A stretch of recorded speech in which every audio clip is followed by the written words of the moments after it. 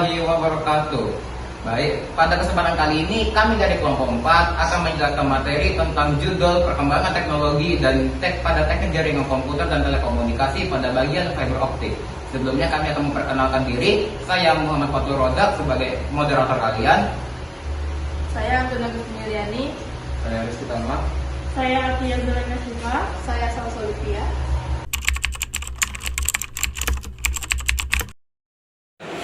Perkembangan teknologi pada teknik jaringan komputer dan telekomunikasi bagian fiber optik.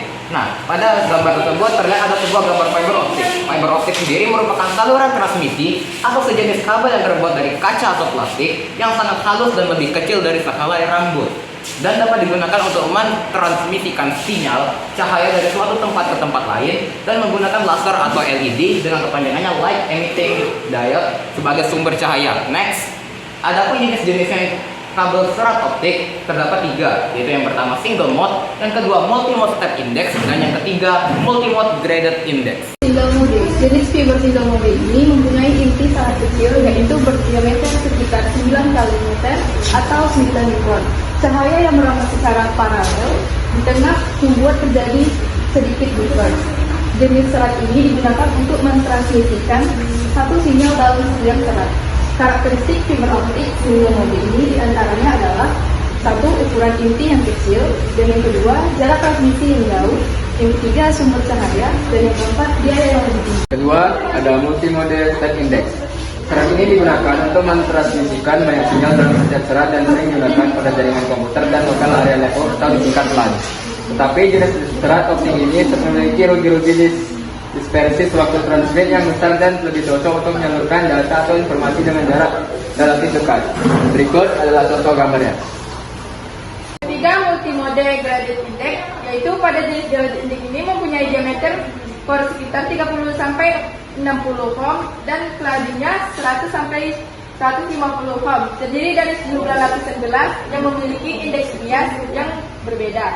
Akibatnya, dispersi waktu berbagai mode cahaya yang merambat berkurang, sehingga cahaya akan tiba pada waktu yang bersamaan.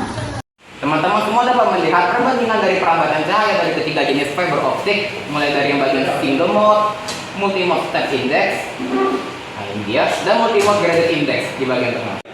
Struktur serat optik sendiri terbagi atas 3 bagian. Yang pertama yaitu core, cladding, dan coding. Yang pertama adalah bagian pertama yaitu inti atau core, di mana gelombang cahaya yang dikirimkan akan merambat dan mempunyai indeks bias lebih besar daripada lapisan yang kedua. Berikut adalah gambarnya.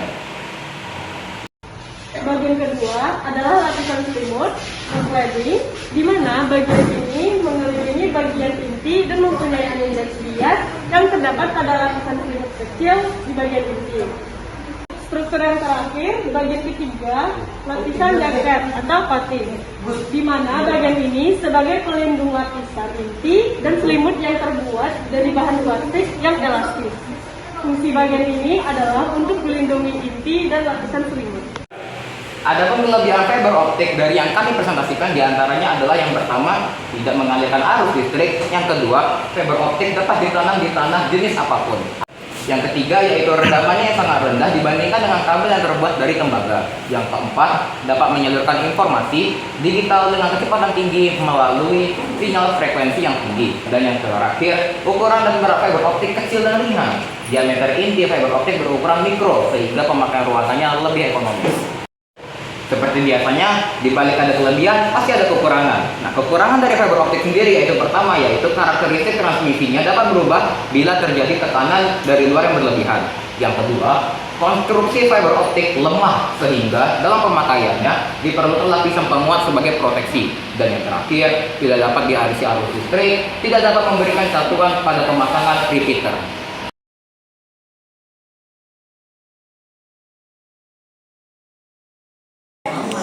Maaf, saya ingin bertanya, apa kekurangan dari fiber optik?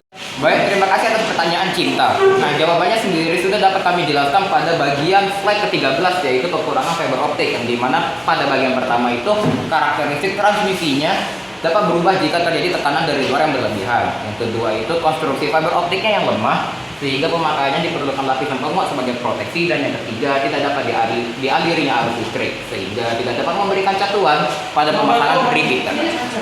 Sekian, terima kasih. Baik, itu dia jawaban untuk dari pertanyaan kita. Apakah ada lagi yang ingin bertanya?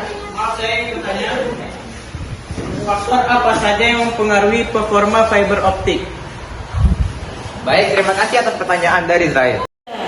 Nah, kinerja dari kualitas sistem fiber optik dipengaruhi oleh beberapa hal. Di antaranya adalah rendaman, dispersi, microbending, absorpsi, dan sebagainya.